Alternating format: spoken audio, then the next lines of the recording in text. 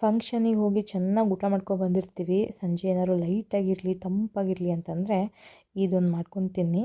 ಇಲ್ಲಿ ನಾನು 2 ಸೌತೆಕಾಯಿ ತೊಗೊಂಡಿದ್ದೀನಿ. ಆ ಸೌತೆಕಾಯಿ ಸಿಪ್ಪೆ ತೆಗೆದು ಅದರಲ್ಲಿ ಒಂದು ಅರ್ಧ ಸೌತೆಕಾಯಿ ನಾನು ಸೈಡಿಗೆ ತೆಗೆದು ಇಟ್ಕೋತೀನಿ. ಉಳಿದಿರೋ ಸೌತೆಕಾಯಿನ ನಾನು ತುರಿದು ಒಂದು ಪಾತ್ರೆಯಲ್ಲಿ ಹಾಕ್ತೀನಿ.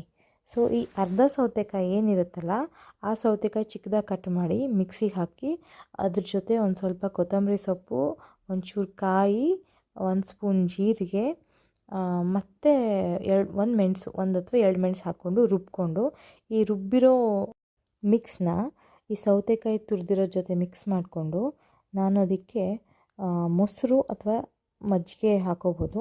ನಾನಿಲ್ಲಿ ಮೊಸರು ಹಾಕೋತಾ ಇದ್ದೀನಿ.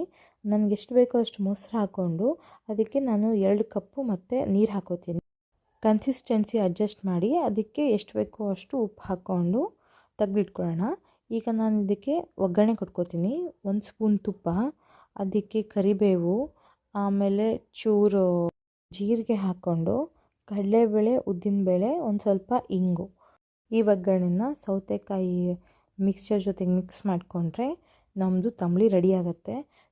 ತಂಬುಳಿ ದಪ್ಪ ಮಾಡಿಕೊಂಡ್ರೆ ಅದನ್ನ ಒಂದು ಬೌಲಲ್ಲೇ ಹಾಗೆ ತಿನ್ಬೋದು, ಇಲ್ಲಾಂದರೆ ಅನ್ನ ಜೊತೆನೂ ತಿನ್ಬೋದು. ತುಂಬ ಚೆನ್ನಾಗಿರುತ್ತೆ.